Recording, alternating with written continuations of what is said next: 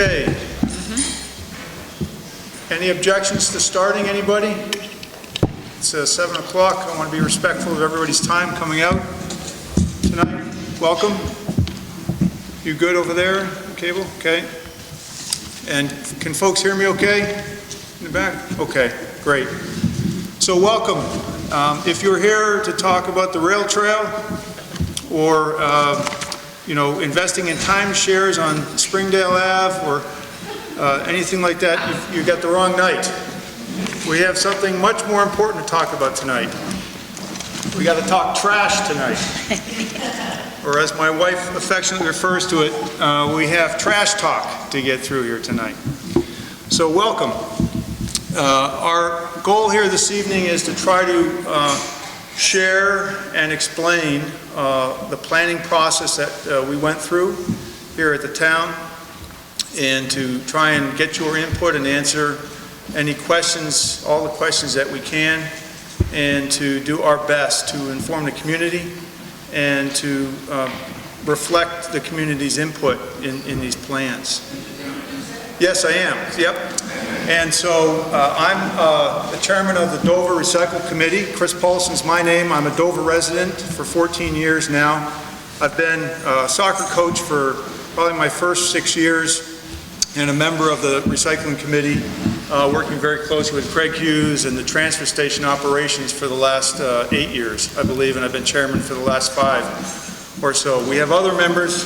This is a special planning team that was put together. I'll summarize how this kind of came into being in the presentation, but we have a couple other members of the Dover Recycling Committee. Carol Lisbon here is a member of the maybe you can put your hand up, Carol, member of the Recycling Committee, and Janet Greenwood here is a new member in town, actually.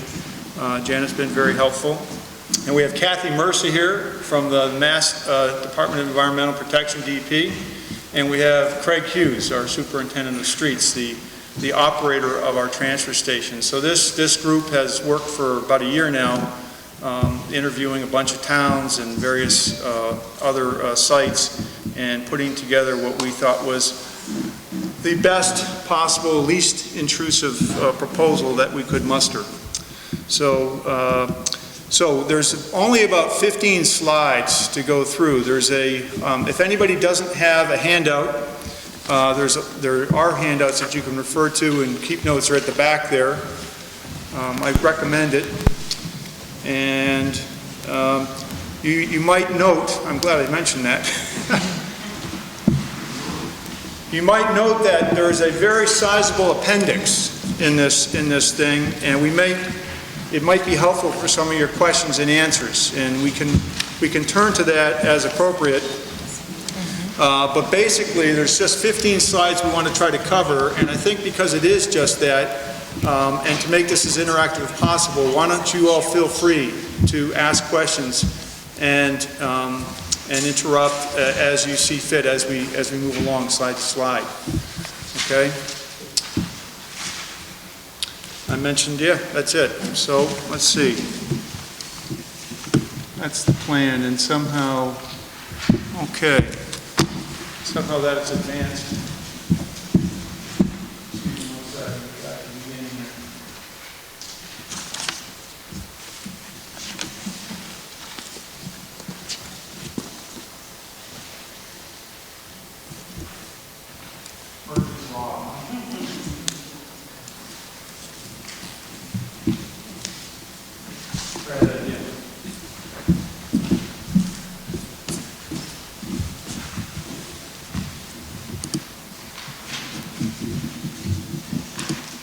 Okay, so again, this is the 15 slides we're going to cover. There's a sizable appendix, and hopefully we can answer any questions that you all have tonight. That was the intent.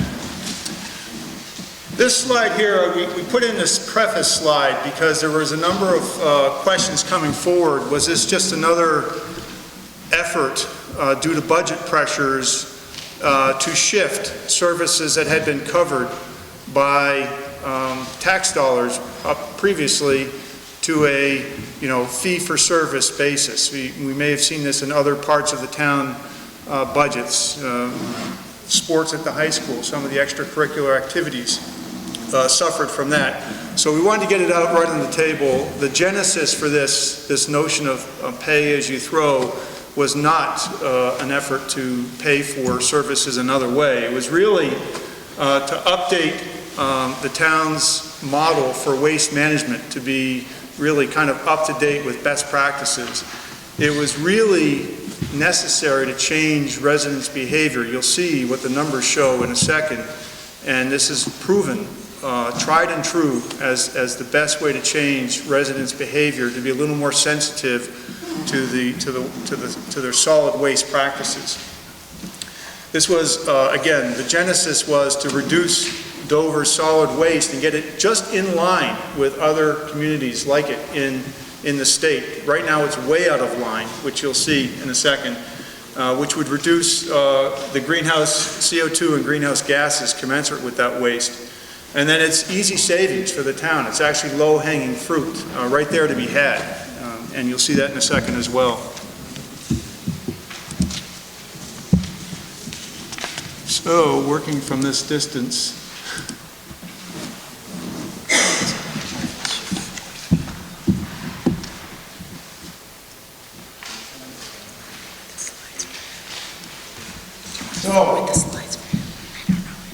we all like simple, convenient, and free. Who doesn't like that?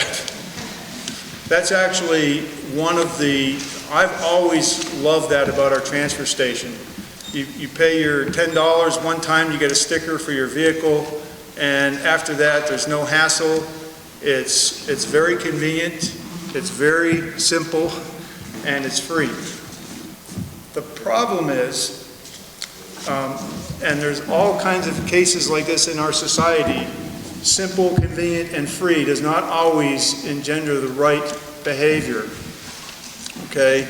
And what that's doing is, so Dover has a property tax free throw model, okay, where the tax dollars are funding the transfer station, but then at the resident end user level, when you go, there's no fee, it's free. And so the implications are there's no impact to the resident or the individual whether you dispose of 1 bag of trash or 50 bags of trash. There's no implications, no impacts if you recycle 1% or 50%. To you as an individual, it's like the fisherman's dilemma tale. There's no impact of your behaviors, and the result is that Dover has very high solid waste rates and low recycling rates relative to the other communities in Massachusetts.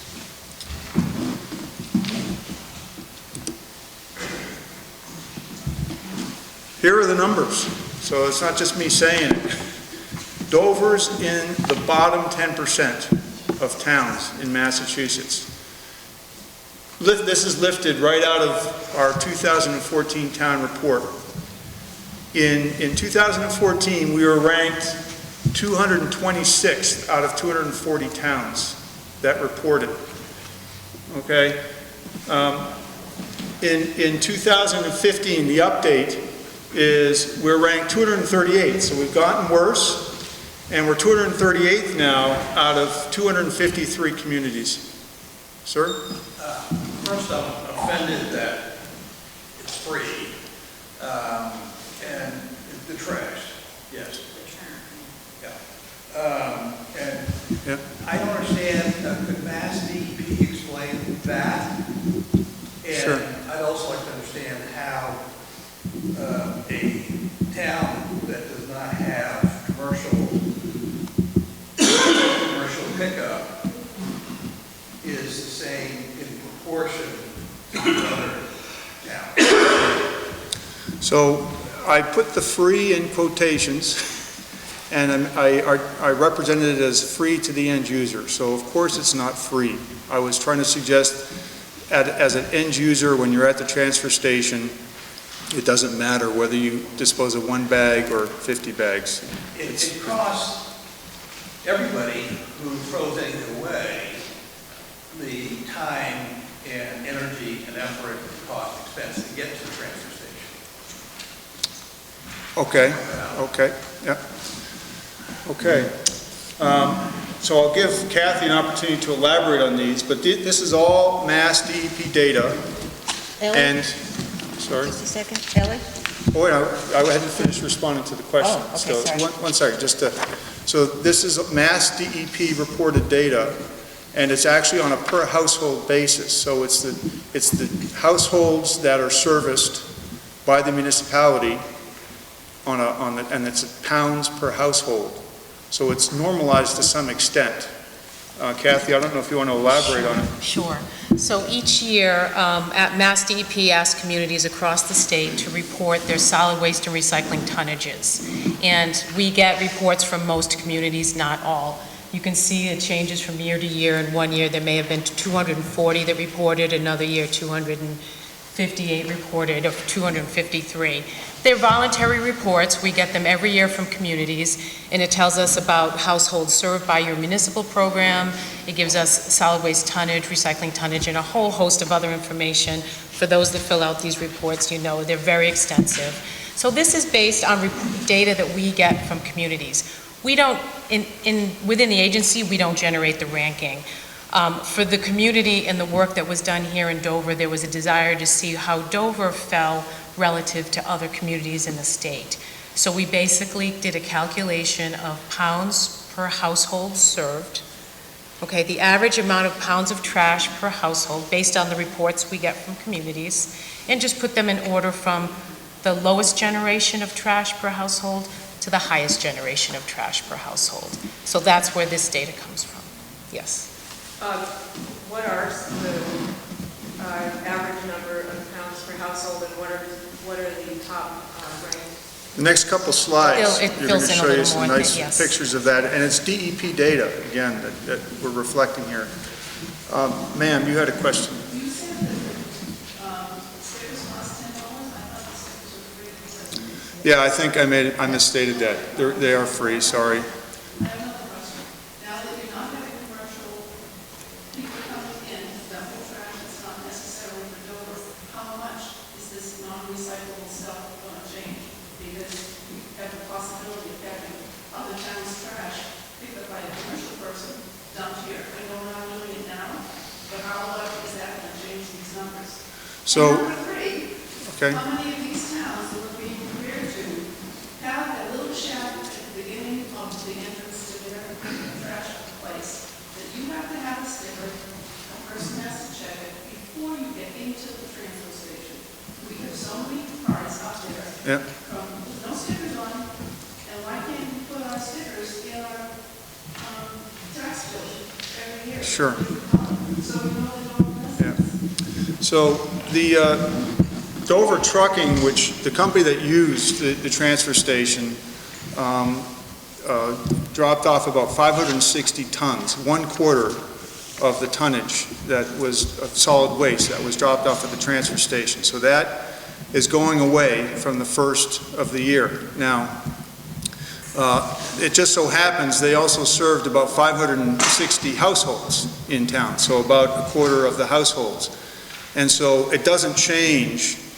So while the solid waste would go down 40%, okay, it doesn't change the solid waste per household of the houses using the transfer station. So those households are going away, the 540 households. If you're saying that a certain number of households in Dover and a certain amount of tonnage, if someone is a commercial person that comes in with commercial stuff from other places that are not in Dover, that's adding to our tonnage, isn't it? She's not talking about commercial. You're not talking about commercial haulers like Dover Trucking. You're talking about folks that either live in Dover and have businesses, but they're banned now. I understand that, Yeah. but these figures came from when they were using transfer, and were they picking up trash and resident trash and then field trash Yeah. someplace else? Well, Craig's the best one to speak to that, but I think that the sense is that it's a really minor. I think Ellie will have a better handle after 6 months. It's only been in place since January 1st. I agree with you. These numbers, the ratios certainly will change, and we're hoping they will. But What about new pretty colored stickers? what's that? New pretty colored stickers. Every 2 years, That- you get tax bill. That's an ongoing discussion we have monthly at the recycling meetings, what the timing is, how we want to do that. That's always part of the agenda. Then you get old people in there, not people from other towns. Well, if we implement these colored bags, okay, you can't use a transfer station without these bags, and these cost 50 cents and $1. So it actually, There's a long history in Dover of people being able to use a transfer station to do policy, for heaven's sake. Leave everybody to know the transfer station. It Right. is a town center just as much as the town hall is. yeah, And if you have Dover residents there, who Dover stickers, who getting Dover people. Yeah. Doesn't matter what the color of the bags are. Ellie, the recycling committee agrees with you that we should be doing something with stickers on Yeah. some kind, whether it's annually, semi-annual, every 2 or 3 years, whatever it is, but it's been a long time since we've done stickers, and you're absolutely right. yeah. Yeah, Yeah. absolutely right. Question up here, sir. Just curious how you came to the... Can't hear you. I'm Yeah. just curious how you came to the 500-plus tons for the commercial That was cartage. that was self-reported by the commercial operator to Okay, us. So there could be some sort of discrepancy there as well, because you said that's a quarter of the waste, right? Yep. So that's, 6 months is huge. I think that's, the small sampling, a year would be a better sampling to find out which direction that would go. But that's, People but have access that's, to purchase those bags, whether they're residents of Dover or not, if they're Yep. sold in local stores. Listen, Yep. the town I moved from 2 years Yep. ago, it was $3 a bag. So, if you live right down the street, it's twice the price or 3 times the price. I'm just gonna grab those bags, and to her point, without the proper stickers, Yeah. it's a loophole. yeah. But right now, there's no basis of identification other than the stickers. So this is actually tightening it up a little bit, but we all agree, We a also more, only have 2 people up there working. yeah, So, I mean, to start having them police, and this one's watching the gate, and that one's making sure no one's getting hurt in the compactor. It's funny, but So- it's not funny. so Craig's I'm gonna afraid that we're gonna now we have to hire some more people to staff the dump. to Right. see- Okay. so Craig's going to address that, the operations down there and his views, okay, on the implications to that. Sir, Do these numbers include the commercial dumps that have been made into our dump? they include, Private haulers that collect all, they include the, yes, as well as the household, sir. who accounted for those numbers? I did. And how did do you think you got them accurately from the people that dump there? I've been in direct contact with that commercial hauler every year and have had them reported every year How do you know in this household. that they didn't collect trash from people in another town? As you know, Tom, it was kind of an honor system for many, many, many years.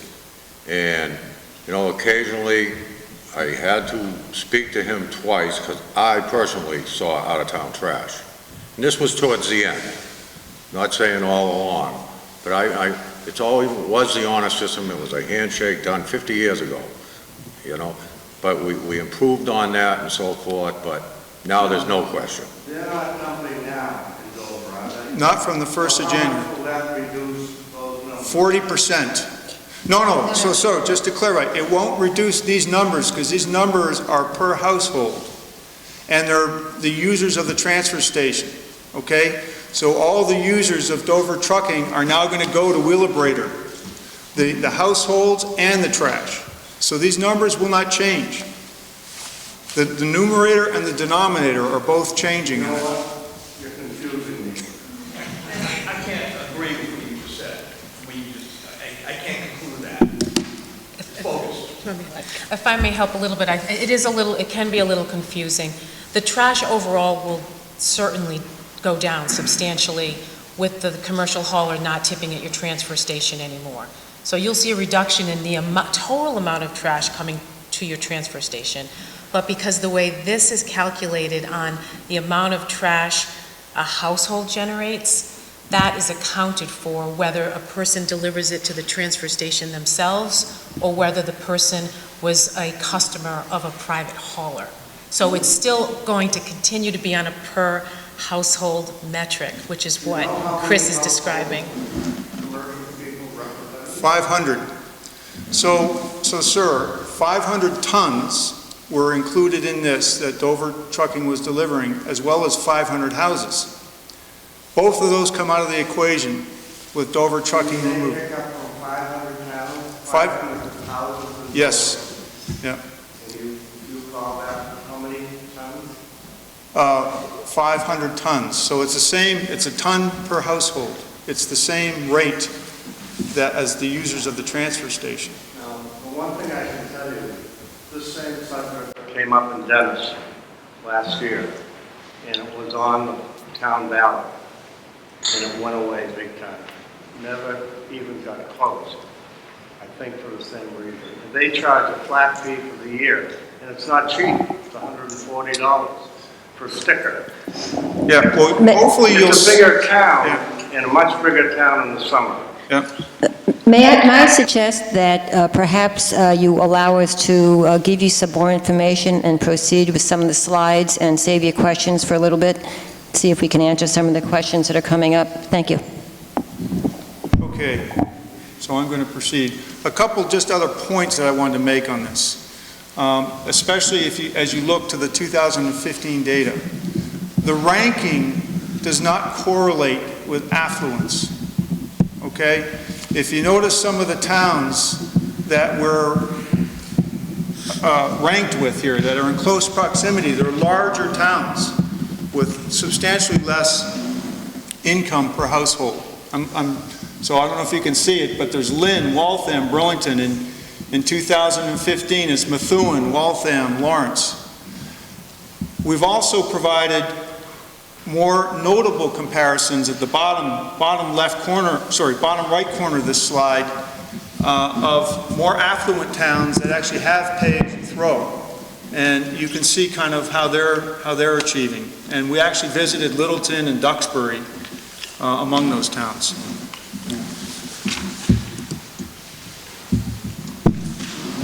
This here might help a little bit with some of the weight discussion. The green line represents Dover's total solid waste divided by its total households each year. And so you can see from '03 to '09, there was some steady progress that was made in terms of trash per household. And we've gone back and looked at that very, very hard and consulted with Craig, who's been around for many, many years.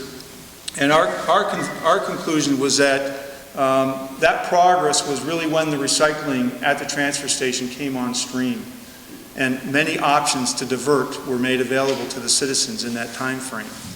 Kathy Mercer says in the '08 and '09 time frame, '07 to '09, the economy had a big impact on the solid waste statewide among all the communities. So that takes some attribution, some credit for the decrease in '07 and '08.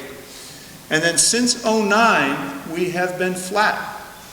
We've been just stuck at 2,100 pounds a household.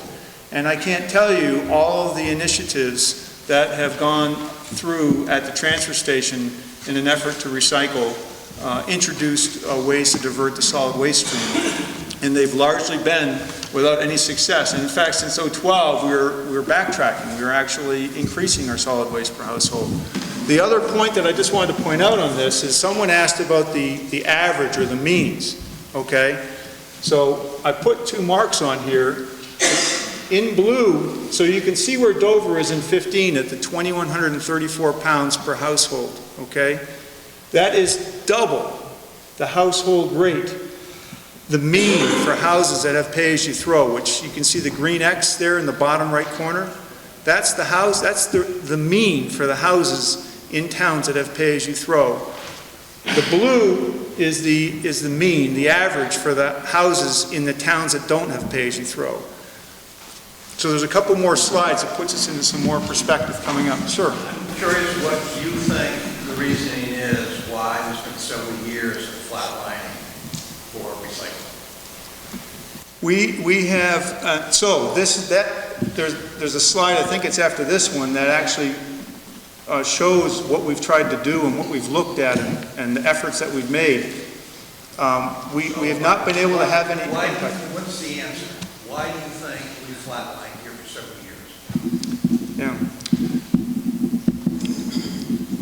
All I can say is, sir, is all the things that we've looked at to improve it, that we've tried to introduce, and they've had minimal effect. Have you done an analysis Yeah. of how much gets thrown away versus recycled that could have been recycled if people had been properly educated? Yeah, Kathy's going to speak to that in a slide coming up. Okay. Sir, you had a question? Quick question. What is the savings if you go from 2,100 pounds a household down to 1,092? Yeah.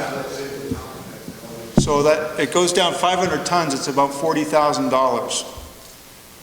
So irrespective of pay-as-you-throw, okay? Nothing to do with pay-as-you-throw, the transfer station budget is going to go down $40,000 in FY18 as a result of eliminating commercial hauling from the transfer station. So that's a done deal, regardless of the discussion tonight. Sir? How many households do garbage pick up? Well, it's more than the users of Dover Trucking, because there are other operators in town that were picking up, but weren't using the facility. So we don't. No, I'm talking about Pig man. garbage. Do you mean food scraps?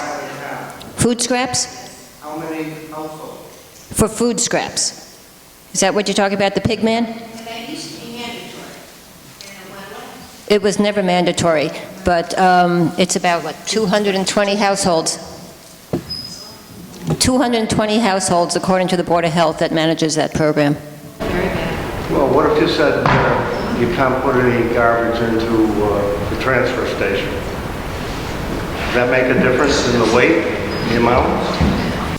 Well, the Board of Health, I know Jerry Clark can't be here tonight, but Jerry would probably tell you that the Board of Health is very concerned about the other 1,800 households who do not use the food scrap program, because some number of those are probably putting their food scraps down through garbage disposals into their septic system, which has all kinds of issues on the longevity and health of a septic system. And those that aren't ruining their septic system are putting it into their trash and dumping it at the transfer station. What I can. I'm sorry, say it again, Tom? I didn't hear you. A lot of the garbage does go to the transfer station. Yeah. Yes, about 18, yes. If you can do it a different way, would that take the number way down? Well, the recycling committee at the Dover Days Fair every year for the last 2 or 3 years has had a very successful sign-up program for folks at the food scraps program, and naming piglets and so forth. And we've been able the last couple of years to add somewhere between 10 and 20 households per year based upon the Dover Days Fair. There's a brochure that went out in your January tax bills to every household that talked about how to sign up for the food scraps program. So we're doing everything we can to increase that. We've promoted the food scraps program very heavily, even articles in the papers promoting it, as well as including both flyers in the tax bill. And we've made some progress, and it is, a portion of the trash, a good portion of the trash. And with the Board of Health, we're actually looking at reconfiguring that system so that perhaps the drop-off is there at the transfer station. But that might be less convenient than a free service at your house. But we are looking at that as well, sir. Okay. Sir, you asked, can I explain why we've been stuck, why we're flat? I can't answer that directly. What I can tell you is what we've looked at and all the things that we've tried to do. So actually in your appendix on slide 20 is a long list of all of the recovery and diversion initiatives that we've tried. What happened here is when we saw that we were flatlined back in 2013, we were stuck. We started a study actually. We engaged 7 of our high school students over the summer, And we interviewed Wellesley, Needham, Medfield, Sherburne. We engaged Mass DEP, and we said, what are the best practices that towns are doing to address solid waste? We're stuck. What can we do more? And we came back, and that influenced the list of initiatives that we've done. I mean, if anybody's ever been to the Wellesley transfer station, it's an experience in and of itself. There's all hundreds of signs as you drive in, and red lights and green lights, and but we've taken all of those and tried to institute them here in Dover with very marginal success. We're nibbling around the edges. What we found was that single stream is a potential alternative, okay? The problem with that is that it's going to raise our costs. Okay, the estimate was it was going to raise it $20,000 to $30,000 for us to institute single stream, and we were only going to get about a 5% bump in our recycling compliance. Pay-as-you-throw as an alternative, the average reduction is 37% for the towns that have implemented it. The range is 20 to 50%. And what does it do? It actually reduces your costs, 20 to 30,000. Those were the key findings in the summer of 2014.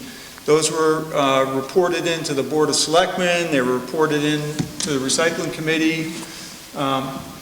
What that prompted us to do, the next summer we looked at, okay, well, let's focus in on pay-as-you-throw. That looks like the biggest bang for the buck. It's going to bring down costs and have the biggest impact on solid waste. That is the best practice recommended by DEP, by the US EPA. So we spent that whole summer, again, we had 5 interns working with us here, and we interviewed some more towns. We actually got a formal technical assistance grant from DEP. Kathy worked with us through the summer. We went through all of the best ways that pay-as-you-throw has been implemented. We interviewed these towns, what's working, what's not working. And these were the findings there, that the solid waste reductions range 20 to 50%, big savings on the budgets. The program changes can be very simple. They can be net zero to the taxpayer, and those were the key findings there. That was reported to the selectmen. And in the summer of 2015, it might have been September of 2015, there is a slide which summarizes this process in the appendix in slide 21. The recommendation was, well, why don't you guys go off and form a planning team, which is what this group is here, of subject matter experts. We brought in the head of our transfer station, Craig Hughes, and we actually went out and visited a bunch of transfer stations. We actually went out and visited Littleton and interviewed and met the operators of the transfer station, Duxbury and Sandwich. And we went through their operations, we went through their procedures, we asked them a bunch of questions, we got their numbers. Citizen satisfaction reported by those transfer stations were 9 to 10 out of 10. Their solid waste in those 3 towns reduced 30 to 40%. Their recycling increased 10 to 40%. They had no additional personnel requirements, and there was no notable increase of illegal dumping around town. There's a slide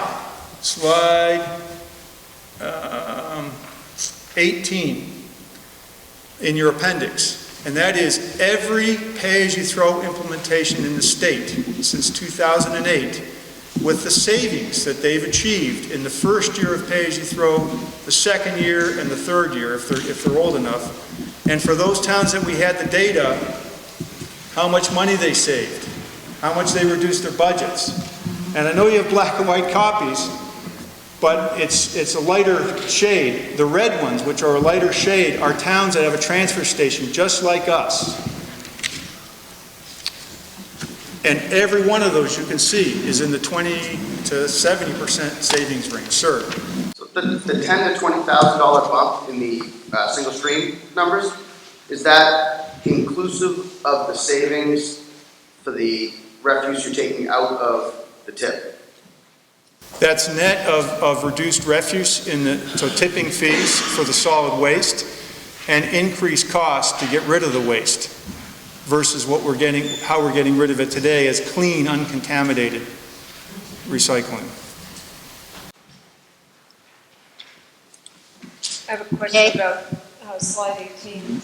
So it appears, I think if I'm reading this right, that with each year that goes by, the reduction in waste, it continues, that there's more, that it's progressive, I guess. And why is that? Is that because people Okay. learn how to recycle better, or? Just so that there's not any confusion, that's all relative to, those savings are all relative to the last year before pay-as-you-throw. Yes. So it doesn't keep, it's not 20% each year more, Right, but- it's but- all relative to the year before they had pay-as-you-throw. It But might be 3 or 4% more the second year. yes, Compared to, they get more efficient yeah. and higher compliance. And sometimes there are program enhancements at those transfer stations over time, because when you have pay-as-you-throw, it's very common for a community to enhance the program as much as possible. In other words, provide as many opportunities for reuse, donation, composting, recycling. They might add new materials that they accept that can be separated from the trash that maybe weren't available a couple of years ago. So you see that continued progression in a lot of communities, because they want to keep driving the waste down and providing residents with the ability to keep their costs down and recycle and reuse as much as possible. It's the whole kind of goal of these types of programs. And I would imagine there might be some economy of scale as well if the amount of material that's recycled increases substantially in the town. Is there savings related to the volume, increase in volume of recycled materials or not? I don't know that we're big enough to, that we would have such increases, but it's possible some of those towns had sufficient volumes that they got better prices or something for some of their recyclables. That's possible. Okay. I think that's me. Kathy is going to talk a little bit about pay-as-you. Now we're going to start taking you into pay-as-you-throw. So that's all of the background and the reason why. That's the rationale. Kathy's going to talk a little bit about pay-as-you-throw, the process we went through, and the state in Massachusetts. With a little bit more background on the big picture as well, so I hope you can hear me okay. As mentioned at the beginning, when I was introduced, I'm a regional municipal assistance coordinator for DEP, and what that means is I serve a district of 44 cities and towns west and south of Boston, and what I do is I provide technical assistance and grant support for communities. Yes, sir? Speak louder. Okay.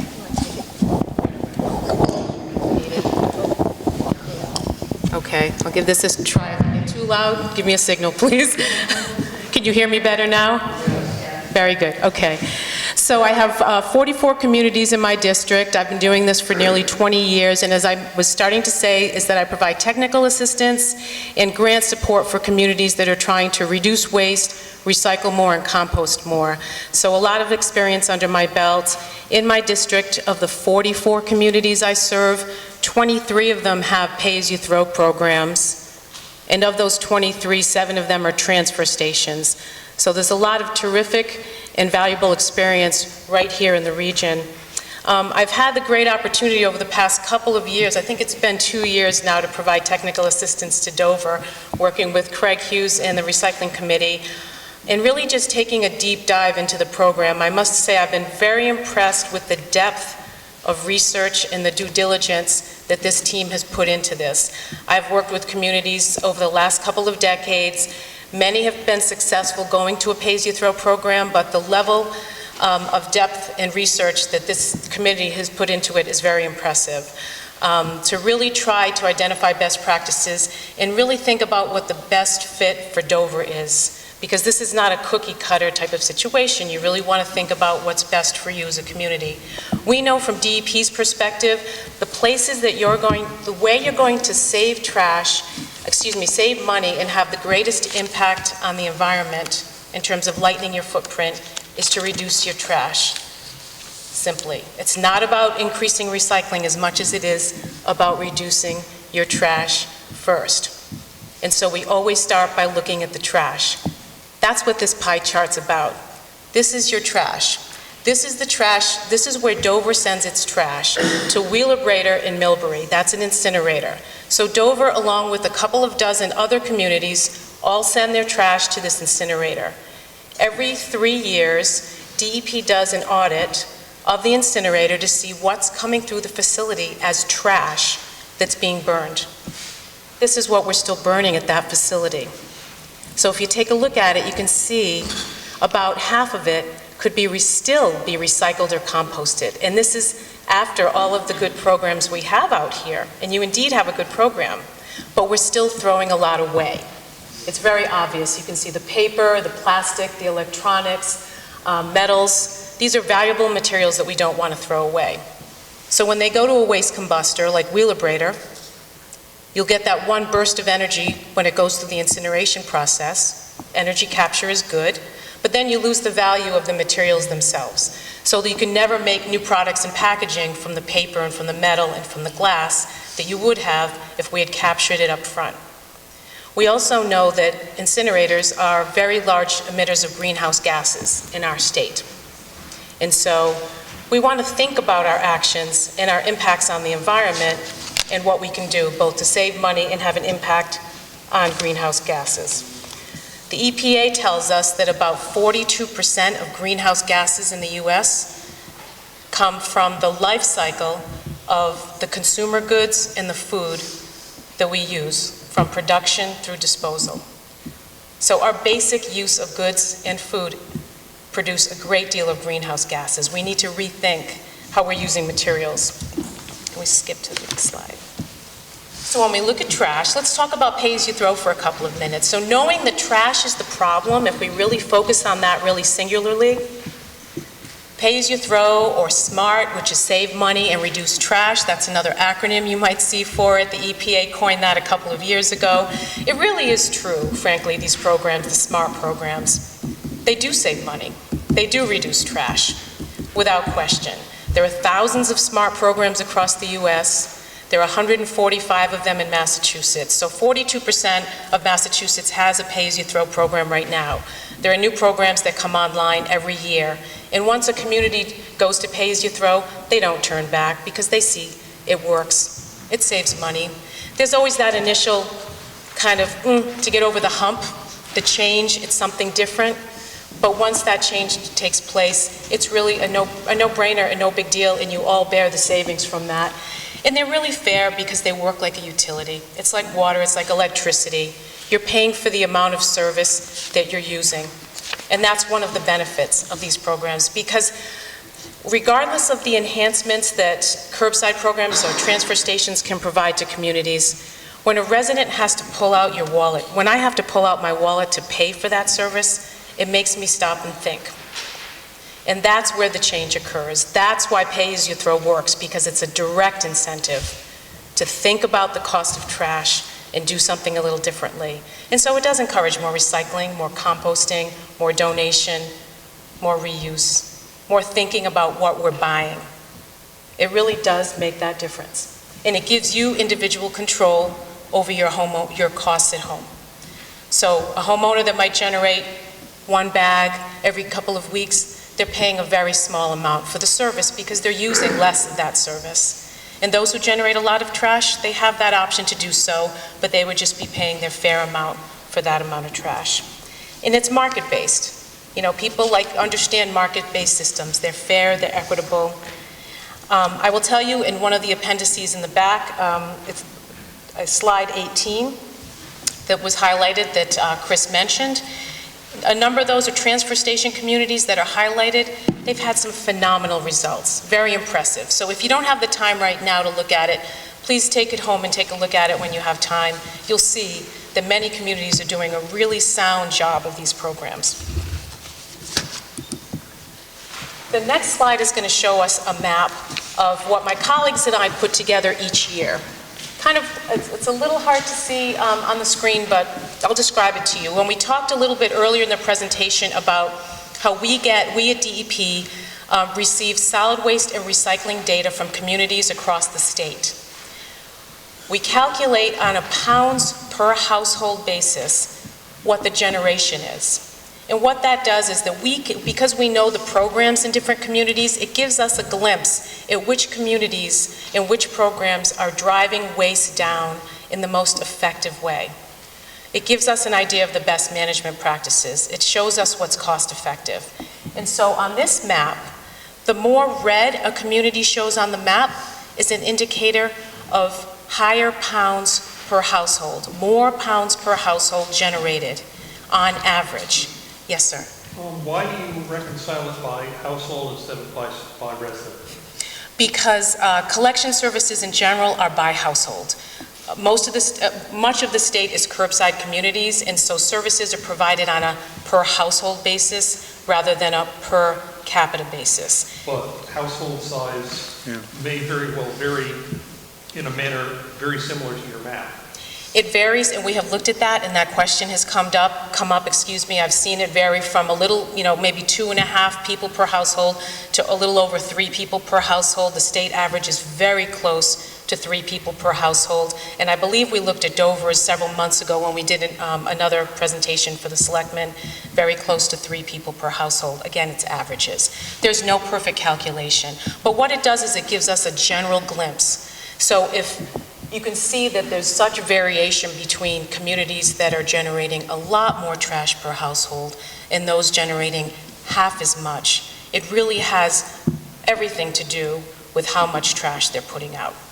The common factor with the communities that are closer to the more green and yellow on the map, which means they're generating a lot less trash per household, is that they have that crosshatch on them, which means they're pay-as-you-throw communities. So the data is very clear.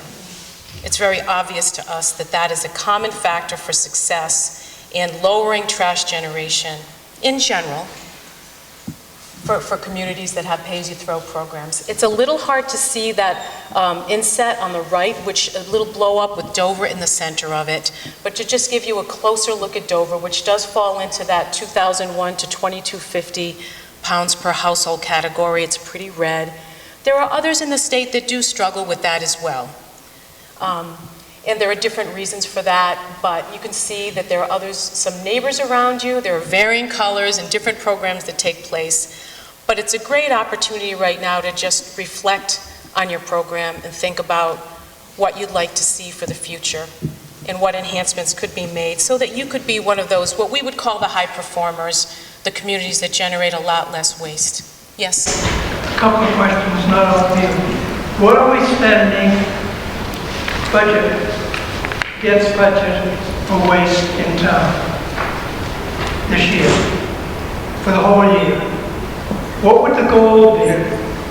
Also, our population, I look back, fairly constant, 6,000 people, all right?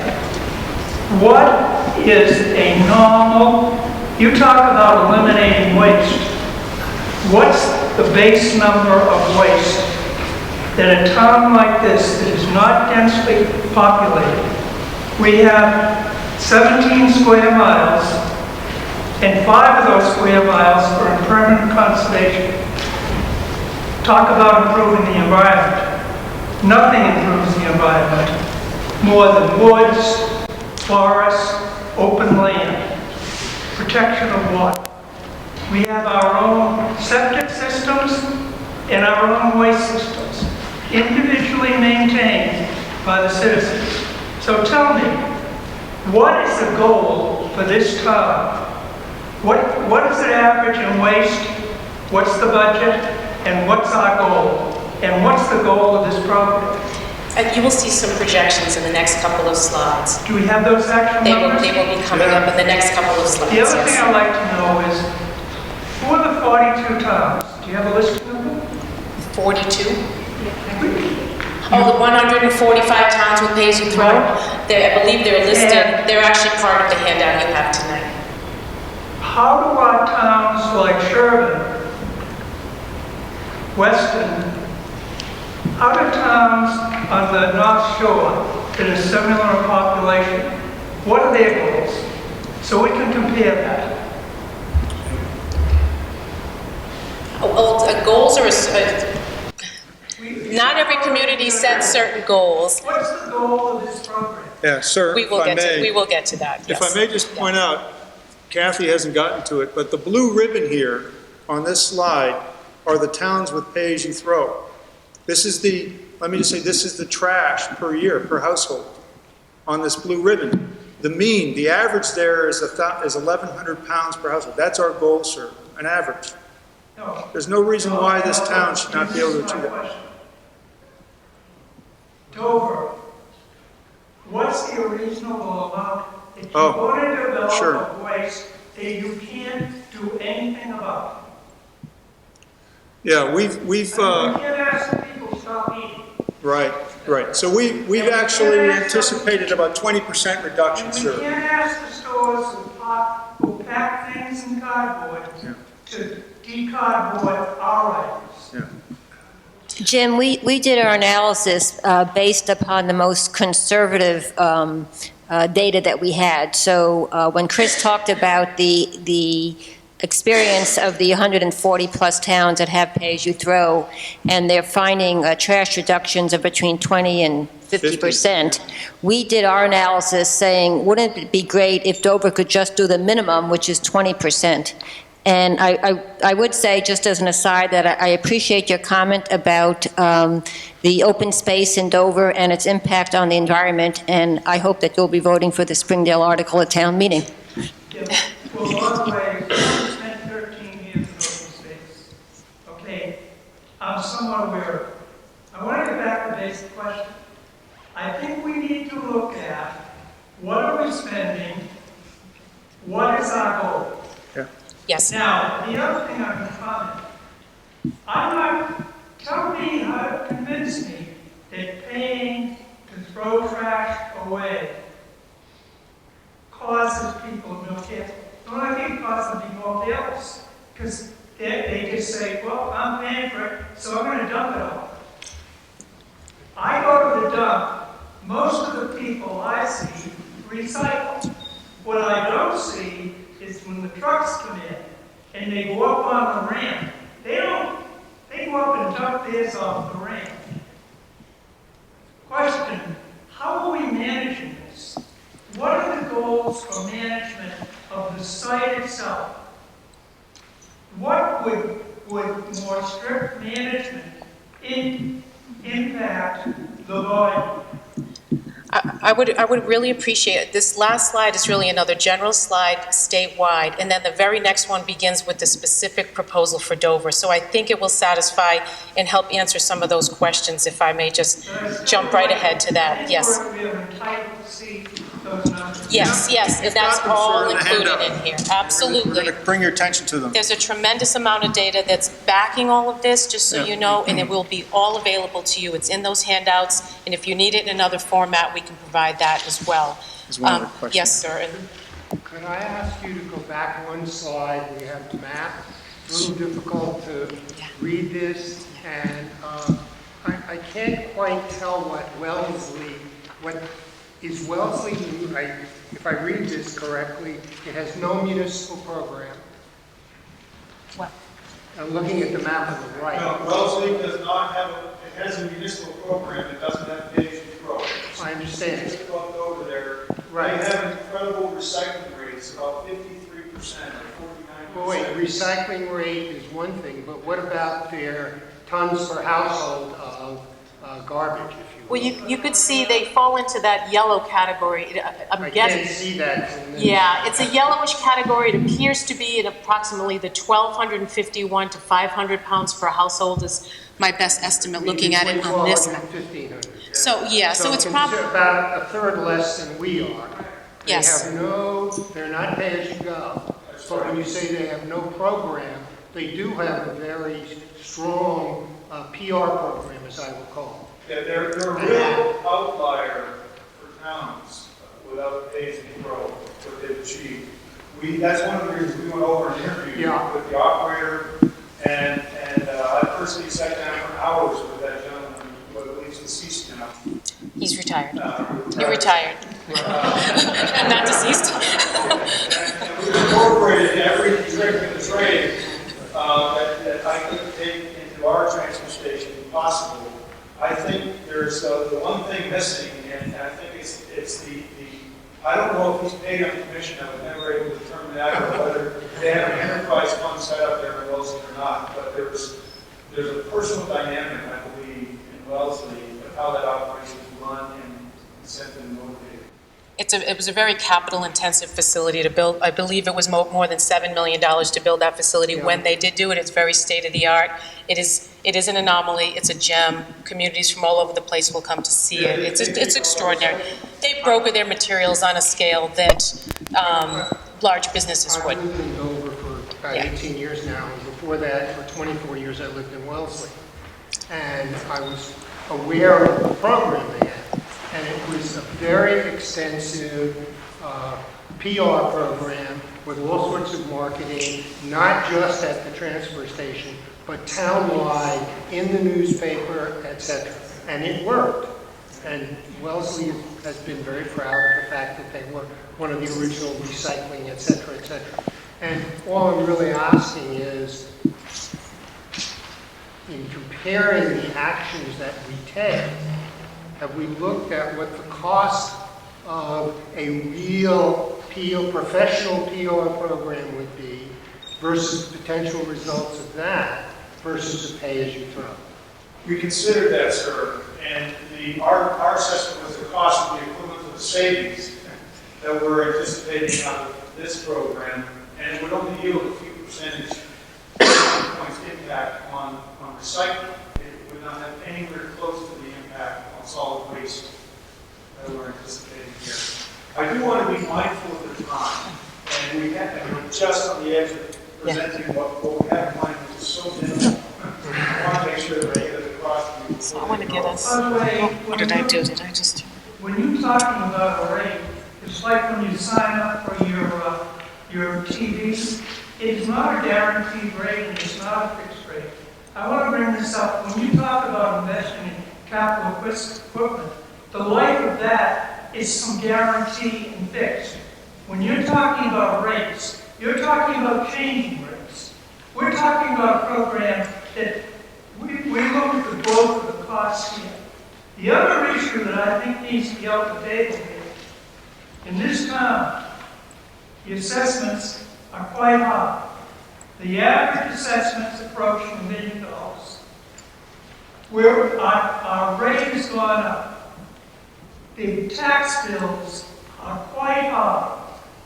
We have a business, we have a town that's run with a lot of volunteers.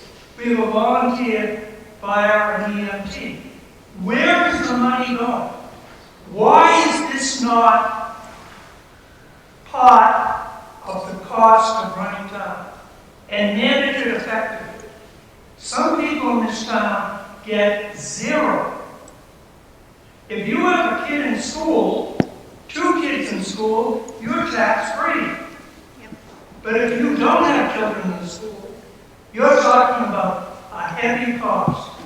I think there comes a point where, before you jump into spending more money, we examine where we're at, why it's not effective, what are the goals, and we should try for a year at least to tighten up the rules, tighten up the organization, and then look at it. But I think it's a form of an insult to ask people to pay to throw when they're throwing a lot of money on the table right now with excessive taxes. Jim, thank you. And I think our decision to allow questions throughout is creating a problem here. We already have people that have left. So I really would like to reemphasize again my comment about 20 minutes ago to please let us finish through the slides, and then we'll open up to as many questions as you want, and we'll stay to midnight if that's necessary. But I think it would really be helpful if we got through the presentation first. Okay, so I will just finish up with this last slide, which was really a different way of visualizing the map slide. What this is the blue ribbon is a map is showing all of the communities with pay-as-you-throw and the average amount of trash per household. As Chris had mentioned, it's just about 1,100 pounds per household on average. That's the mean. The red ribbon includes all communities in Massachusetts that reported to us that do not have pay-as-you-throw. The average amount of trash they generated is about 1,700 pounds per household. And you can see where Dover falls on the red ribbon, a bit higher than that. It's already been mentioned that pay-as-you-throw reduces trash 20 to 50%. The savings are commensurate and they're long-term. I'll mention lastly, just there are two communities that we did visit as examples, the town of Littleton and the town of Sandwich. Data 4 years out after they implemented the Pay-as-you-throw program, which kind of goes to your comment earlier, the town of Littleton, their trash is 47% lower 4 years after they implemented relative to before Pay-as-you-throw. And in Sandwich, it's 40% less trash than before they implemented Pay-as-you-throw. So these programs are long-term and sustainable. I will just say that the committee worked very hard to really discern what would be most fitting for Dover with the least amount of changes, but to really prompt the kind of waste reduction and cost reductions that the committee is hoping for. And so with that, I think that Craig is going to share with us Not quite yet. the No. next slide about what is actually proposed for Dover. No, this is me. That's your So this is a slide I absolutely had to get out before people left. So this is actually the proposal, okay, of the, quote, pay-as-you-throw program that we're implementing. And let me just say, there's a slide in the appendix, slide 19, which kind of conveys the strategy that we had behind this proposal. And in summary, the strategy was, what is the absolute minimum change that we could implement in Dover to have a pay-as-you-throw program? The absolute minimum, so that we could just institute the bare minimum notion of pay associated with trash, okay? So there were all kinds of nuances and fees and pricing that we threw out as way too much for Dover. And we minimized impact on the operations, we minimized impacts across the board. And so, you know, some towns are using stickers and punch cards versus approved bags. Some towns are issuing free bags to senior citizens, or one free bag for every week. Some towns are instituting sticker fees, bulky item fees, so anything that can't fit in the bag they charge for. In Sandwich, for God's sakes, they have a kiosk. You go in and you type in what you're getting rid of outside your bags, and it prints you out, puts it on a credit card, and it prints out a sticker. We looked at and considered enterprise funds. So some towns set up their transfer stations going down this road as a profit center, totally self-funded.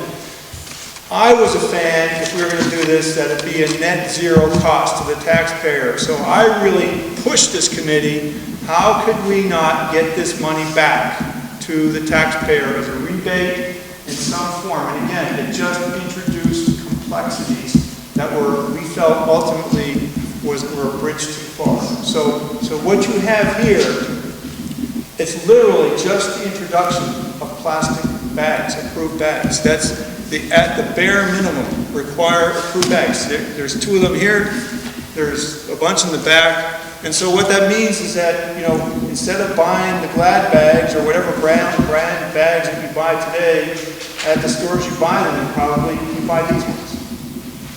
And now they're a little bit more expensive. Okay, the other thing I'll point out is, in the appendix is slides 23 to 27 are all the towns that have pay-as-you-throw and all of their pricing schemes. So you can see how much they charge for stickers, how much they charge to get in the door, how much they charge for their bags. You are not going to get a lower price. I even highlighted in red, there's 5 or 6 towns that are charging $1. We're proposing $1 is the cost of this bag. It's a 30-gallon bag, and 50 cents is the cost for this bag. And by the way, on average, you're probably paying 30 cents a bag. Okay? So that's how we get the incremental impact. The estimated projected annual incremental impact to a household is about $34 to $44 at $1 a bag versus 30 cents a bag. But, so there's no charges for bulk items, stuff you can't fit in the bag. We're not changing that. Again, I told you up front, I love the simplicity of our transfer station. I would love to leave it that way. I really would. But it's out of date, and our numbers reflect it. Okay? So we were thinking this was the minimum we could do. And by the way, just by doing this, we think the solid waste is going to go down 20%, and we're going to see $66,000 of net benefit to the town through the combination of savings for tipping fees and the bag revenues that come to the town. Ma'am? Yes, Chris, thank you again, Mr. Cannon. I have one question, and that is at 2,100 pounds per year, that's an average of about 42 pounds per week. 42 pounds in one of those bags is going to be very unwieldy and very difficult for us to put around. So I can imagine using many more bags. So, first of all, your trash is going to go down 20%. Okay. Well, it does. It does. You recycle more, you divert more. It does. I mean, this is all the towns that have done this. It does. Chris, we recycle everything we possibly can. I can't imagine. Are you doing food scraps there? No, it's not. There's 18% right there. So for those that think that a 33-gallon bag, which is the size of the big trash cans, and I have no trouble moving mine, but that's another thing, you can always just use 2 smaller bags. Okay, Carol will come over and dump them for you, because she can handle that weight, right, Carol? Jim, if you're using a bag now, you're handling bags. The difference is that these would be, my granddaughter would prefer to have purple bags, but they'll be purple or whatever color versus the black and the white ones that you currently buy now at Roach Brothers or BJ's. Are the bags reusable? They're not reusable. Can you dump the bag? There's a picture right there of what it looks like at the top corner. Question, can I dump the bag? Yeah. Do I have to turn the bag? No, you can't. Yes? They're not reusable. You mean empty the bag? Yes. Dump the bag. Do you do that now with your bags? Yes. That's a... You do? Yes. Craig, you need to talk to him. By the way, I'm not recycling plastic. Plastic is a problem. These are plastic bags. You're not recycling plastic? No, I dump the plastic. I did reuse the plastic bag. Well, again, Biodegradable. What? They're biodegradable. These will be... well, they're incinerated. They're incinerated. Yeah. But Again, the total trash is down you 20%. can't reuse the So, bag. Jim, once again, we have 2 or 3 more slides. Please let us get through it, and then we'll stay here as long as we need. We So, got a couple other questions. Yeah. okay. Hi, so, okay, I understand, what we're saying is that if we get the buy bags, I forgot the trash bags, that it's gonna lower the trash. But it's the trash bags that's not lowering the trash, it's not the trash bags, it's the change in behavior. Correct. So, but now you're saying the person has to change behavior and they will lower the trash bags, but you have to teach them how to change the behavior. So you're saying, okay, your trash is gonna go down because people are gonna recycle more, or they're gonna use the pig food scrap program. Without educating the people on making it easier to recycle, educating about the pig scrap, it's not gonna make a difference. You No. have to do both. So we have to talk about that a little bit. Okay. Why don't you just go ahead and finish? Keep going. Okay, there was another question. Keep going. Okay. All right. Craig, it's about the transfer station, sir, impacts the village. I think this is very, very good for everybody. I'll just touch briefly on how it's run for the last 30 years, or 31 years that I've been involved in it. I've seen various different committees over the years. I gotta really commend this committee. I've never seen a group in my 31 years that has put so much effort into this. I really appreciate it.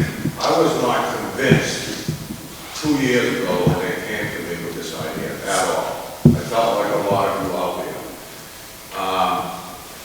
But through the learning process and with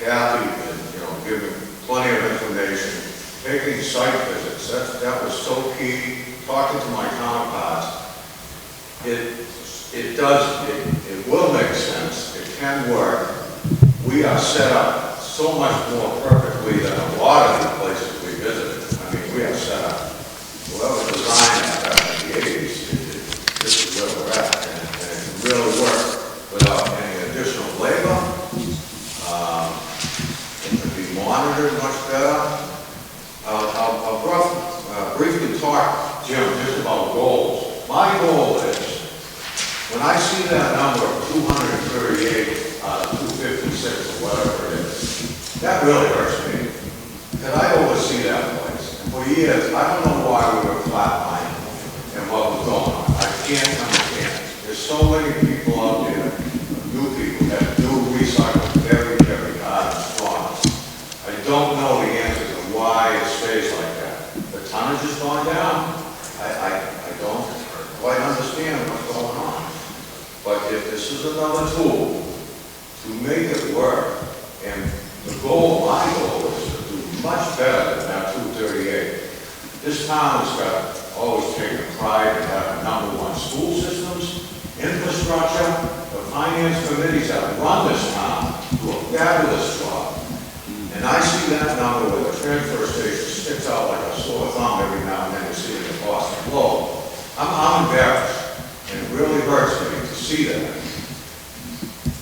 I'd like, at a minimum of savings from next year when this goes into work, it's roughly $66,000. It could be more. I don't believe it'll be less. There's hidden costs that come with that you don't see in that $66,000. There's fuel costs. We're going to be doing 54 less trips per listener with the trash. That's a lot of fuel. That's a lot of maintenance on a vehicle that are projected in the next 2 years to be replaced. Well, maybe we can get a little longer out of that if this contributes to it. Less trips. The fuel and the labor. I mean, I can utilize that person a little more on other projects down at the town yard. Certainly there's more proposals coming along with these other projects in town. And they always fall back on the highway park and cemetery.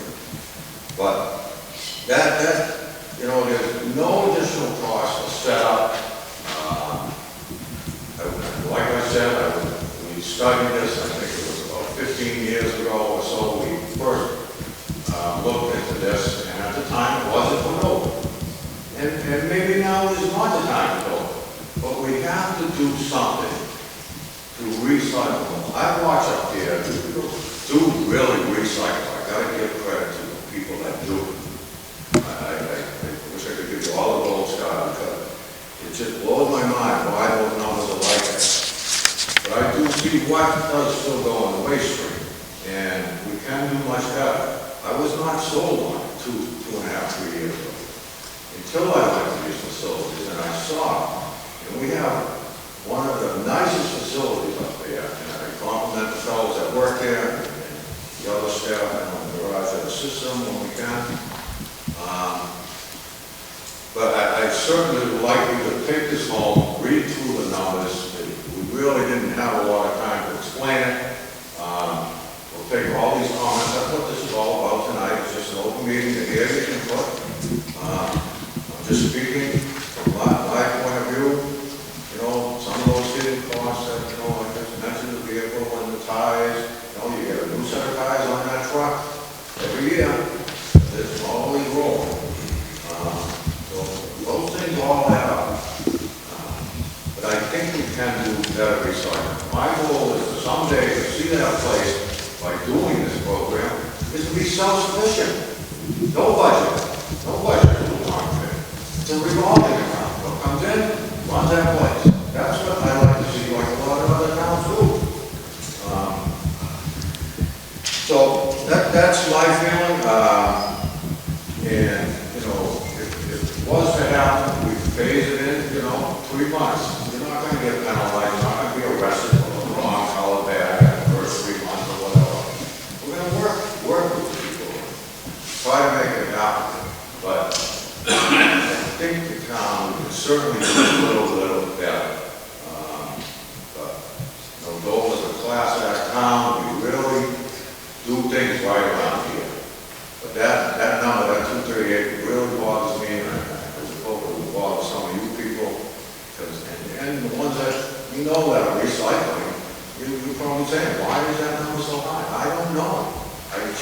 not. But if there is wiggle room to, reduce it by 20, 30% more, we'll give it a shot. If it doesn't work after a year, we can all regroup, come back, and maybe we choose to go back the way we are. This committee has been so helpful. It's giving me new ideas, and that's all I can say. Big step was the commercial halls. I brought it to the attention of the Board of Selectmen, actually, and then this committee, when we talked about it, because now there's 4 or 5 different commercial halls in town. And how could we say, no to them, I guess, the one primary one. But up until 5 years ago, we needed every piece of trash in this town. We renegotiated a contract with Wheeler for a long-term contract. But the original contract, we had to guarantee that incinerator so much tonnage a year, or we were penalized. In the new contract, we do not have to guarantee any tonnage.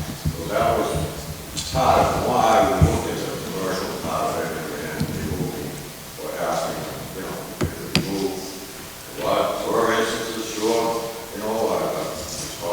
out of town material and so forth, that was coming towards the end. We dealt with that at the end, and that suddenly stopped. That's all I have to really say. We'll take all your comments and really go through them. Meeting tomorrow morning after all this and review. But that's all. We're just throwing it out there. I know we can do a little better. I really do. And I just appreciate the support and give us a chance. Okay? Thanks. So,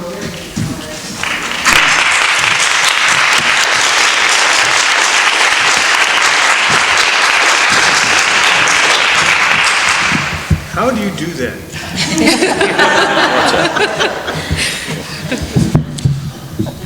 There are the top level numbers, okay, against the budget. In the appendix is all the details, all the assumptions, and the 2015 budget figures that were used.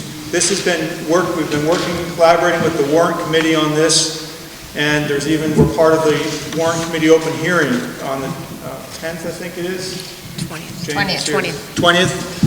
And so, what we're starting with, what the budget was, what our goal was on the numbers, that's all really been done in great detail. It's in, for anybody that's so inclined, it's in the package. The last 2 slides are trying to summarize this. And so, we tried to take a crack here at all the benefits, the costs and the benefits here. And our contention is that the benefits far outweigh the costs. Let me start with the cost. The cost is the inconvenience of this bag, these bags, instead of the bags you're using today. You should be using bags. It's part of the health regulations. So we're suggesting these bags, okay?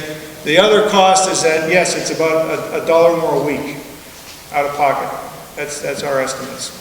That's the downside of this. The upside is all the experience of all the towns, okay, is that our trash is going to go down 20% because you're making a choice between this orange bag or figuring out some way to recycle or using the food scraps or diverting it somehow. It's $48,000 incremental, $48,000 incremental revenue to the town and to the general fund, $20,000 savings at the transfer station. It's 400 pounds less coming out of your household.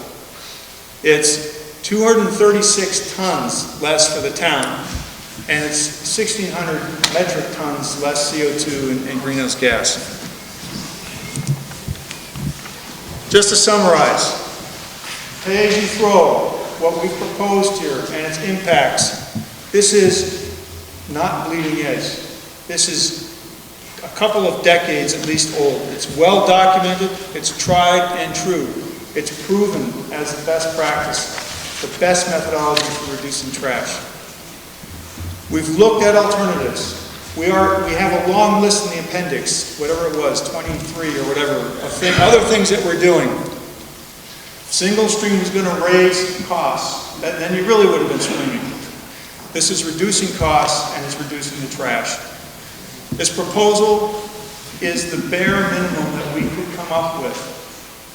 and call it pay as you throw. We could not think of anything less than the institution of these colored plastic bags. It should reduce the budget to 18 for a net incremental benefit of $66,000. It should reduce our trash and contribution to greenhouse gases 20 to 30%. And it's unanimously supported by the Recycling Committee, the Board of Health, the Superintendent of Streets, and hopefully in the next 20 days we'll have the Warrant Committee on board. And perhaps as they see how the town is going in this, perhaps we'll even have the selectmen on board. Questions?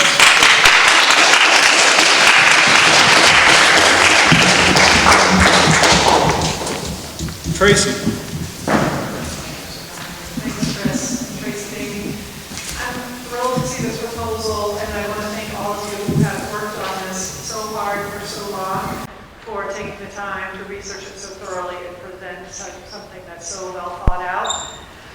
When I look at the fact that there are only 15 communities in this Commonwealth that are producing more trash than we are, it's really pretty embarrassing, especially when you look at the education level in this community. I feel like we ought to be leading by example and producing less than so many of these communities.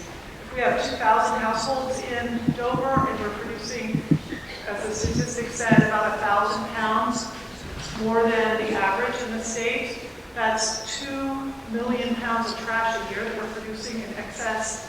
Take that out one decade, that's 20 million pounds of trash that we're either sending to be incinerated or buried. The planet cannot handle this, and it's not a sustainable level. So even if we just set the money aside, I feel like we have a moral and an ethical obligation to step up to the plate and do something to reduce our trash. I personally find that your research is very good. I didn't know that I was a statistically average family, but we're a household of 3, 2 teenage girls and me.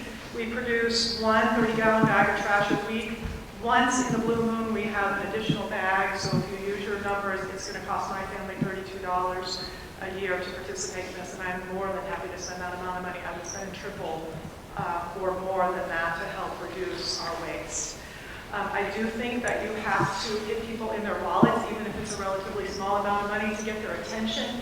If you do any research on the bag bills, for instance, where people were just asked to pay 5 or 10 cents a bag for the plastic bags in the grocery stores, it resulted in bags being taken from the grocery store by 75 to 87%, depending on what state you're looking at. So again, I thank you very, very much, and I hope everybody will get behind this quickly. There's a woman there in front of you. Yes, Janet Comiskey, Janini. I have a couple of questions. You said that the bag's going to be $1, as an example. You don't say how you're going to market this. Sure. Production of where one gets these bags and how many bags are in the package. Sure. And then you pull $48. Well, I thought there were 52 weeks, so if you go to the dump or recycle center, that's $52. Yeah. And I was wondering if you're considering giving senior citizens a discount. Sure. So I failed to introduce her, if she's still here. Courtney Forrester is here. Maybe you can just raise your hand, Courtney. She's actually, there's 3 or 5 bag vendors officially vetted by DEP with special contracts arranged. And Courtney's from Waste Zero. She was here in case there were particular questions about the bags. She's provided these bags for us to use as samples to illustrate. But basically, in her company's case, they actually manage the inventories with the stores. So we designate which stores. It could be all, it would likely be all of the surrounding grocery markets and maybe some other retailers. We work with the vendor, in this case, in this example, Waste Zero, on what quantities we're anticipating, and they work and run the stocks and replenish them with the vendors. The grocery stores pay the money to Waste Zero, and then it comes to the town. So they even manage all of that logistics for it. There's a fee for that. It's added in the bag price. Okay, but that's one of the avenues, the beauties of their particular model, which appears to be the predominant model used by most of the communities, because then there's no labor costs, there's no impacts to the operations of the town of the transfer station, which is not normally accustomed to managing bagging. Anything else you want to add on that? But just to summarize what Chris said, we worked all the public stores, so we kind of find out what people are doing their shopping as well. Not a lot of stores in Dover themselves, so any surrounding communities, any retailer that would want to sell, probably not like Amherst is not going to carry a Dover bag, right? It's the one time every other is in your mother is not going to time you find that. But you do look for surrounding towns that also carry. We have some stores, I know Situate carries Cohasset and Situate bags. People come in in different colors. We'll say, oh, I have a blue bag, or a bag, or whatever. So stores used to carrying different sizes or different colors in different towns. We pack them according to how the town likes. Usually Massachusetts for 5-pack. Sometimes they do a 10-pack to go up to the price point. Some of it's more comfortable to give $5 or $10 at once. Usually they go on the smaller side because you don't buy two. But if you do $10 pack, someone would want to spend $10 all at once, they don't have to. But we package them as the town would like, and then we buy them. Another thing that was mentioned, we're not biodegradable, they are plastic, they are durable, but they are minimum, through the state contract, they are minimum of 20% recycled content. We get a lot of our resin from a variety of different places. One place actually is here in Massachusetts, from the Hood plant. A lot of their plastic overwrap, those are their pallets. We actually take that to our production facility and grind it into the resin to make that other sources. And we are fully, in the U.S., our bags are made in the United States and South Carolina production facility. So we're not just finding them somewhere else and shipping them to stores. We make them so we're right on it. The stores contact us directly. We say, oh, Stop and Shop, how many bags do you need this week? And they order the cases, they pay us directly. We maintain the money and then give it to the town. So basically, they just sit back for free and give the money. So it's very easy on the town management side of that too. It really helps not have to bring in any extra staff to manage that program. So there's a low impact as well. There's another person I failed to introduce, I'm going to embarrass her, but the president of the Dover Down to Earth Club happens to be here. Sally Green, who's a senior at Dover Sherburne High School. Please wave your hand, Sally.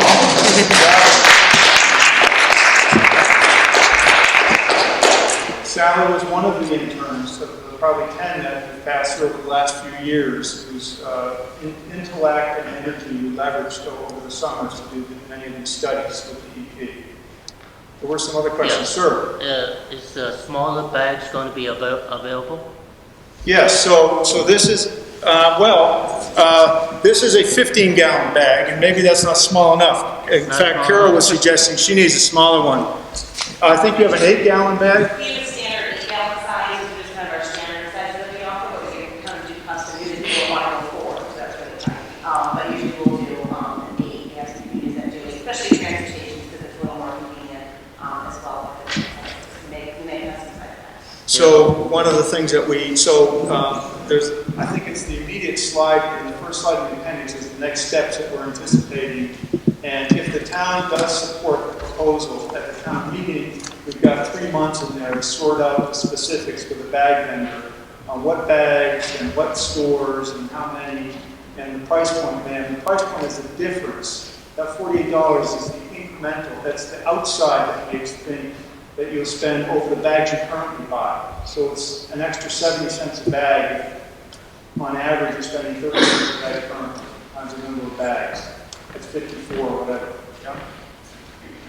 Ma'am? I'm somewhat confused, but I can't quite call it a joy and a pleasure that we go to the transfer station, but it's always neat. It's a convenient place to go. And we recycle cardboard, papers, glass, plastic.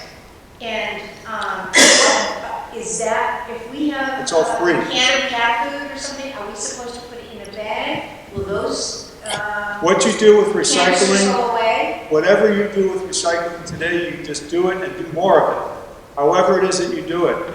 The only thing that goes... still be there. Yeah, oh no, this does not change. In fact, we're going to do everything that we can to make more options for recycling available there. The only thing that goes in these is the stuff you cannot divert, or recycle, but at the end of the day, it's burned. Oh, it's burned. So that doesn't change. The other thing I was asked to point out, Craig and Kathy mentioned it, This doesn't affect anybody that has their trash picked up. So we're not making any proposals or changes or recommendations on any commercial haulers in town. Okay? So this is only this is only the use of the transfer station that we're talking about. So these bags are only if you're depositing trash at the transfer station. Sir? One comment and then one question. Comment goes back to the very beginning of the review, which was, if I remember hearing correctly, you said 40% of the weight per household is through commercial haulers. That is no longer going to be in our transfer station. And again, I thought I heard that equates to 10% of our households. No. So I would assume the numbers for 2016 or 2017 would make a material change. I don't know what the number is. So let me material clarify. change. Let me clarify. About 500 households in Dover use commercial haulers today. Understood. Each of those households has the same amount of trash that the users of the transfer station have, about a ton of trash per household. Okay. So by eliminating the commercial haulers from the transfer station, we eliminate the trash. We also eliminate, right now we're counting the commercial trash and the households in our numbers. We eliminate both from the calculation. So we end up at the same place, 2,100 pounds per household. That's doesn't fine. change. I have a question, and please excuse making it personal to me, because I'm the one that has to understand this. I live at home with my son. You showed a slide that suggested that food waste is 1 pound out of 7. 14%? Right. I can tell you that I don't have food waste with my son that equates to 1 pound a week. And, in addition, I have known Craig personally for a long time, and I don't know about anybody else, but when his group or the recycling group comes up with a placard that says, here's what you should recycle, I still have 3 of those. And when I go to the town dump every week, if I have something that can be recycled, I recycle it. And I try to reduce what I throw into the big container. Now you're suggesting, and I may be wrong, you're suggesting that if I spend $1 a week, or $52,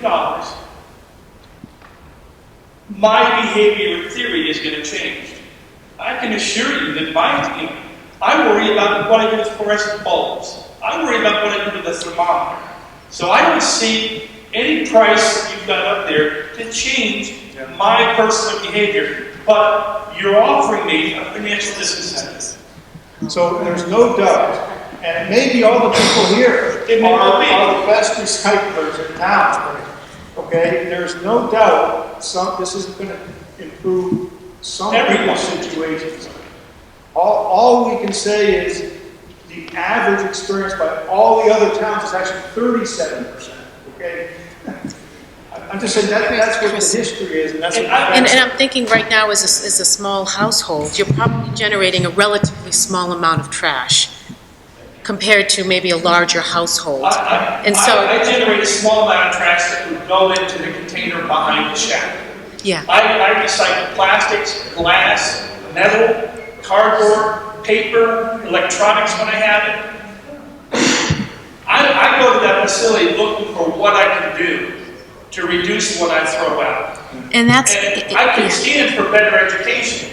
But that said, I guess I just have a reaction that says, whatever you're going to charge me a week, you better educate me better than the dollar. And that means going back to saying, okay, they did the change where they used to split up the plastics, various trays. Now it's all lumped together. So all my plastics go in there, and the glass, and the cardboard, and the paper. it sounds like you're maximizing the amount of material you're diverting already. I'm trying. And so I think a program like this could be really fair for for all households, frankly. But right now, if you're generating such a small amount of trash, it seems like it would cost you perhaps even less than what is projected here for an average household, and it would serve you. Right now, there's no limit. I understand all that. I guess I would be much more positively disposed to this whole proposal if there was an element to it that says, you know, we'll give you 25 or 30 free bags a year. After that, if you throw away 3 bags a week, then you're going to start buying bags after the first quarter. We talked about that and just introduced logistical complexities that were going to potentially increase labor and make it more complicated. We can change the program. So that we'll take that on board. I give you my comment. Sir, Also, I Mike, think, Yes, I have a question. It's related, but not directly. Will the pig man continue to come around collecting scraps? as long as we can keep them walking and hauling the trash, that's certainly what we want to do. Jerry Clark on the Board of Health is looking at how do we make that more enduring and robust. Absolutely. Because this relates to the food scrap issue, which the gentleman that was talking in part about. And I'm just wondering if there's any possible way of working with Cohasset Farm on food scraps. So Jerry Clark has taken this, Jerry is the newest member of the Board of Health, for those who don't know, and Jerry has taken the food scrap program, which is another program that has numbers that, you know, have stayed within the 200 to 225 range. You know, if we're increasing in, 10 or 15 households a year, that's still not a significant percentage. So he has taken upon himself, and he is doing all kinds of research. Riding also, not only Cohasset, but other opportunities. There are lots of other farms around as well. So he just began the research last month, and he expects sometime later this spring to be able to talk to his other 2 Board of Health members about the possibilities of maintaining and preferably expanding the program. Sir. I'm going to make a guess here that some of the biggest generators of trash are our 4 schools, they're cafeterias. These numbers do not include our schools, and they will work independently on what they have to do. What are the schools doing about reducing trash? And the other question is, we love that the school is in Dover, but it's a Dover-Sherman school.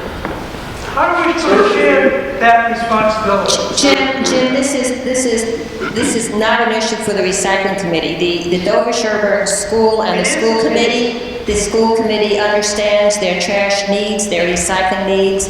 Rest assured, as you know from attending the decades of town meetings and being very involved in looking at the numbers, that the regional school budget is very, very tight, and you can rest assured that they spend a lot of time looking at every single cost, and trash and recycling is one of them. So what they do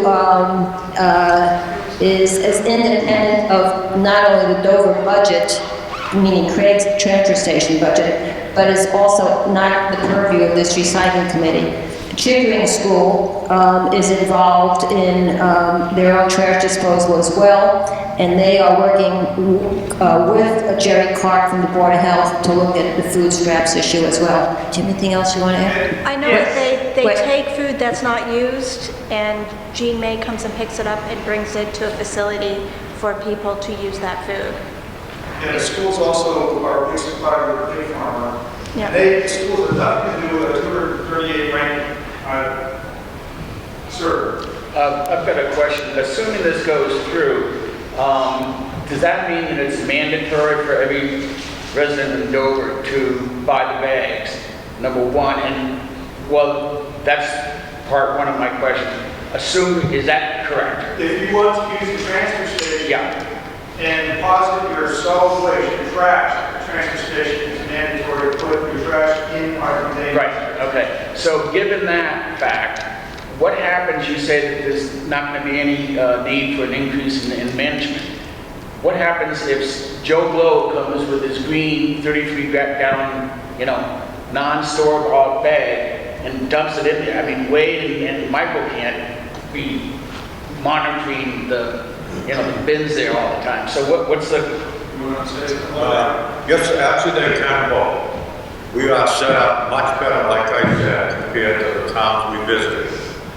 The town down in Sandwich, they actually had additional person sit at the end and they dump it into a pit. And you have to be strict. But we have only 2 places you can pull up there, and they're there. They're gonna be able to see what goes on, and they're gonna have to be strict, but at the same time, be courteous. But believe me, it does work, and it's not a lot of burden on it, believe me. I've seen it work. I think we'll self-police also. I think if you're paying for a bag and you see somebody else tipping a bag that hasn't been purchased, you're more likely to kindly say something and point it out to somebody in 5 ways. I'm not saying it's a perfect world. There may be 1, 2, 3 that may get by. But if that situation occurred, then that person's gonna be told by way of Mike, you know, hey, take it home and buy a bag. Is that correct? Warning period, a grace period, right? And what we heard from a lot of the other, at least the people I talked to, they still put them in their bags they're using now, their white trash bags, then they just put it inside one of the color bags. I mean, people do that.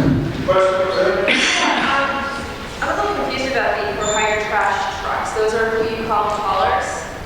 And so where do they dump? And where do they pick up? I mean, is it only Dover residents? Or do they dump trash? So this has nothing to do with private haulers. So whatever the procedures are is unchanged.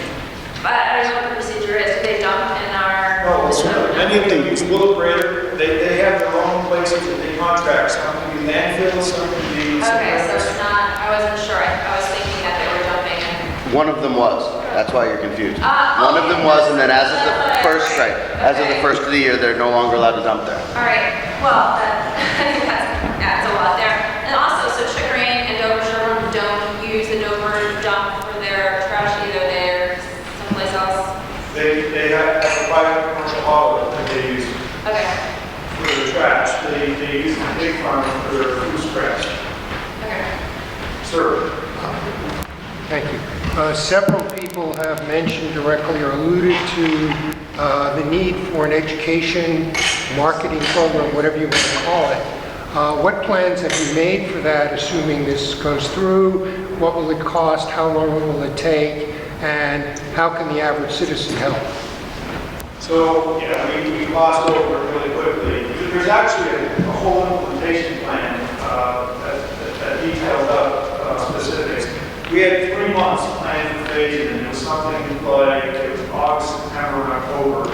And we're talking about communications, perhaps a brochure or a letter. We're talking about the website. We're talking about all of us taking shifts. So there's 7 people on the recycling committee taking shifts down there in the weeks leading up to this. We were talking about information sessions if necessary at the library, at the town hall. I mean, it's Information, shall we say. Yeah, it's such a minor change. It's just that people really need to be aware that these bags are required to have a certain date. We're going to have a soft phase in, and they're available at these locations. Usually they have them in the registers, and you just have to ask for them. We have found that we got a lot of positive response with the brochure that we sent out to all the households with the January tax bill. And so we're planning, we would do another insert with a tax bill this summer that would get to every single household, even though, a quarter of them don't use the transfer station. We have articles that have been going in every week, starting, I think, last week or the week before, in both newspapers, for those that read them, about this program as well. We have the website. We will be handing out information sheets at the transfer station all summer, once this gets approved. So, if we have folks from the recycling committee at the transfer station on Wednesdays, Saturdays, and Sundays for 4 or 5, 6 weeks, we'll hit everybody that comes to the transfer station. So we think that will not be an issue, though it's a very good point, and it's absolutely necessary for the program. So I'd kind of echo what Craig said. I think what he highlighted is it's broken, so let's fix it. And if if you look at, the cost here and the net savings to the town, any of those costs will just go back into your free cash and into your budgeting for the town. Additionally, Greg highlighted the less trips, the wear and tear on the vehicles, and for me, I just look at the liability of those guys driving here and there, and they're just one bad accident away from a multi-million-dollar claim. So I think the less we put them on the highway to drive that stuff out there in the snow and in the rain and the snap, the better for the town. So I think there are a lot of hidden benefits in all of this. And for me, I think a lot of people in this community here, they really do recycle well. And I've got 5 kids, I put everything everywhere, pig man, the whole bit, and it's maybe 30 pounds a week that I'm bringing up there. And I think a lot of people in this room probably are very similar to me, but then you have people who aren't in this room who aren't concerned about it, and they're just throwing everything in there because they really haven't considered it. And you can say, well, can you educate them? Well, I'll tell you what, Sally Green educated them. And the other kids who in high school tried to educate them. We've tried to educate them. This has been a 4-year process. And at some point, you gotta just move ahead, right? And get what you get. And I think that this is a proven thing that, Captain Burris is saying, hey, you're gonna save this and you're gonna encourage people to do the right thing. So let's go do it. Simple as that.